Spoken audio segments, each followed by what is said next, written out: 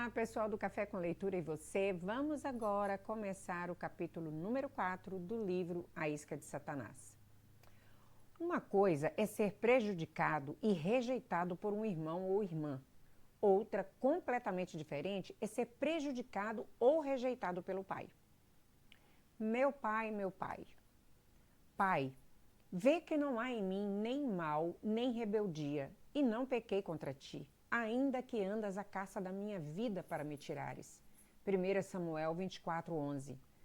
No capítulo anterior, vimos como os irmãos de José tentaram destruí-lo.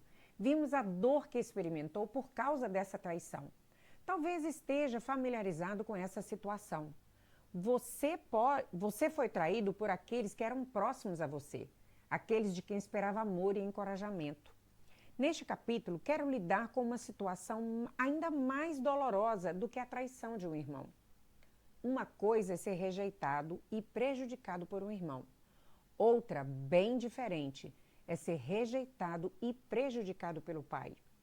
Quando falo de pais, não estou me referindo apenas pais biológicos, mas a qualquer líder que Deus nos deu. As pessoas que achamos que iam amar-nos, treinar-nos, alimentar-nos e cuidar de nós, uma relação de amor e ódio. Vamos examinar este exemplo de traição através do relacionamento entre o rei Saul e Davi. Veja 1 Samuel, capítulo 16, verso 31. Suas vidas se encontraram mesmo antes de se conhecerem, uma vez que Samuel, o profeta de Deus, ungiu Davi para ser o próximo rei de Israel. Davi deve ter ficado maravilhado, pensando: este é o mesmo homem que ungiu Saul. Vou mesmo ser um rei. De volta ao palácio, Saul estava sendo atormentado por espíritos imundos, porque havia desobedecido a Deus. Seu único alívio era quando alguém tocava a harpa.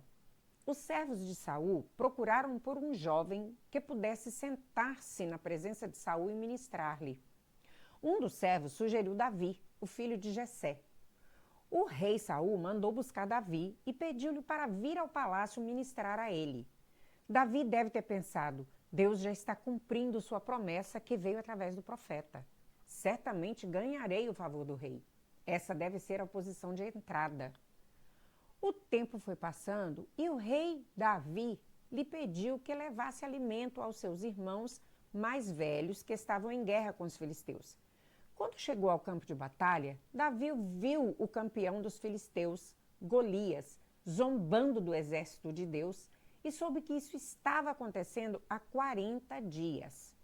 Ele soube também que o rei havia oferecido a mão de sua filha em casamento àquele que derrotasse o gigante. Davi foi até o rei e pediu permissão para lutar. Ele matou Golias e ganhou a filha de Saul. Dessa forma, ganhou o favor de Saul e foi levado ao palácio para viver com o rei. Jonatas, o filho mais velho de Saul, fez um pacto de amizade eterna com Davi. Em tudo que o Saul dava a Davi para fazer, a mão de Deus podia ser vista, e assim ele prosperava. O rei pediu que ele se sentasse à mesa para comer com seus próprios filhos. Davi estava animado. Ele morava no palácio, comia à mesa com o rei, casou-se com a filha dele, ficou amigo de Jonatas. Enfim, era bem-sucedido nas campanhas. Estava até ganhando o favor do povo. Ele podia ver a profecia se desenrolar diante de seus olhos. Saul preferia Davi a todos os outros servos.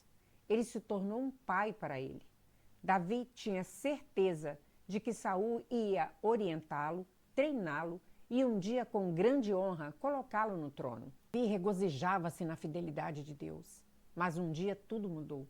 Quando Saul e Davi voltavam de uma batalha lado a lado, as mulheres de todas as cidades de Israel vieram dançando e cantando. Saul matou seus milhares e Davi seus 10 milhares. Isso deixou Saul enfurecido. E daquele dia em diante ele começou a desprezar Davi. Por 2 vezes, enquanto Davi tocava a harpa, Saul tentou matá-lo. A Bíblia diz que Saul odiava Davi porque sabia que Deus estava com Davi e não com ele. Davi foi forçado a fugir para salvar a sua vida. Sem ter para onde ir, correu para o deserto. O que está acontecendo? Davi se perguntava. A promessa estava se cumprindo e agora tudo desmoronava. O homem que é meu mentor está tramando matar-me. Que farei? Saul é o servo ungido de Deus. Com ele contra mim, que chance tenho? Ele é o rei, o homem de Deus sobre a nação de Deus. Por que o Senhor está permitindo que isso aconteça? Saul perseguiu Davi de deserto em deserto, de caverna em caverna, acompanhado de 3.000 dos maiores guerreiros de Israel. Eles tinham um propósito: destruir Davi. A essa altura, a promessa era apenas uma sombra. Davi não mais vivia no palácio ou comia à mesa do rei. Ele habitava em cavernas úmidas e comia restos de animais selvagens. Não andava mais ao lado do rei, mas era caçado pelos homens como quem um dia lutou lado a lado. Não havia cama macia ou servos para servi-lo. Sua noiva foi dada a outra. Ele conheceu a solidão de um homem sem nação. Note que Deus, não o diabo, colocou Davi sob os cuidados de Saul. Porque Deus não só permitiu, mas planejou tudo. Porque Davi teve o favor do rei e abruptamente o perdeu. Essa era a oportunidade para Davi ficar ofendido, não só com Saul, mas com Deus também. Todas as perguntas que ficavam sem respostas aumentavam a tentação de questionar a sabedoria e o plano de Deus. Saul estava determinado a matar o jovem Davi a qualquer custo, tanto que sua loucura aumentava. Ele se tornou um homem desesperado. Os sacerdotes da cidade de Nobe providenciaram um abrigo, comida e a espada de Golias para Davi. Não sabiam que Davi estava fugindo de Saul e achavam que ele estava numa missão para o rei. Eles perguntaram a Davi sobre o Senhor que estava em favor dele e o mandaram seguir o seu caminho. Quando Saul descobriu, ficou furioso. Matou 85 inocentes sacerdotes do Senhor e correu o fio da espada em toda a cidade de Nobe. Homem, mulher, criança, bebê que amamentava, gado, burros e ovelhas. Ele cumpriu o julgamento contra eles, os inocentes, que deveriam ter caído sobre os amalequitas. Era um assassino. Como poderia Deus ter posto seu espírito sobre um homem assim? A essa altura, Saul soube que Davi estava no deserto, em Gede, e saiu à sua procura com 3.000 guerreiros. Durante a viagem, para descansar do lado de fora de uma caverna, sem saber que Davi estava lá dentro, Saul tirou seu manto e o deixou de lado. Vagarosamente, Davi saiu de seu esconderijo, cortou um pedaço do manto e se retirou sem ser notado. Depois que Saul saiu de perto da caverna, Davi se prostrou e chorou. Olha, pois, meu pai, vê aqui a orla do teu manto na minha mão. Vê que não há em mim nenhum mal, nem rebeldia, e não pequei contra ti, ainda que andas à caça da minha vida para me tirares. 1 Samuel 24:11. O clamor de Davi para Saul era: meu pai, meu pai. Na verdade, ele clamava: veja o meu coração, seja um pai para mim. Eu preciso de um líder que me treine, não que me destrua. Mesmo quando Saul desejava matá-lo, o coração de Davi queimava de esperança. Onde estão os pais? Já havia esse choro em inúmeros homens e mulheres no corpo de Cristo. Muitos deles são jovens e têm um forte chamado de Deus. Eles clamam por um pai, um homem que os discipline, ame, apoie e encoraje. Essa é a razão pela qual Deus disse que converterá o coração dos pais, os líderes, aos filhos, pessoas, e o coração dos filhos a seus pais, para que eu, Deus, não venha e fira a terra com maldição. Nossa nação perdeu seus pais biológicos, líderes ou ministros nos anos 40 e 50, e agora a nossa condição está cada vez pior. Assim como Saul, muitos líderes de nossas igrejas, lar, empresas, estão mais preocupados com seus alvos do que com seus filhos.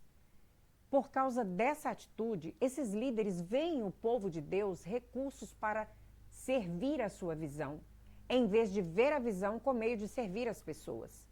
O sucesso da visão justifica o custo de vidas machucadas e pessoas destruídas. justiça, misericórdia, integridade e amor são deixados de lado por causa do sucesso. As decisões se baseiam em dinheiro, números e resultados. Isso abre as portas para o tratamento que Davi recebeu. Afinal, Saul tinha um reino para proteger. Esse tipo de tratamento é aceitável na mente dos líderes, porque estão trabalhando na pregação do Evangelho. Quantos líderes dispensaram homens que trabalhavam sob sua autoridade por causa de alguma suspeita? Por que esses líderes suspeitam? Por que não estão servindo a Deus? Porque não estão servindo a Deus. Estão servindo a uma visão. Assim como Saul, estão inseguros sobre o seu chamado e fomentam inveja e orgulho. Eles reconhecem qualidades de Deus em algumas pessoas e então usam-nas enquanto lhes forem úteis. Ok, pessoal, vamos ficando por aqui. Num outro vídeo, a gente continua, a gente dá sequência ao capítulo número 4. Mas, se você está me ouvindo e ainda não se inscreveu no nosso canal, por favor, se inscreva agora. Clica no sininho para você ser notificado toda vez que a gente subir um vídeo novo. E, se for possível, compartilhe esse vídeo com mais pessoas. Te vejo no próximo vídeo. Até lá!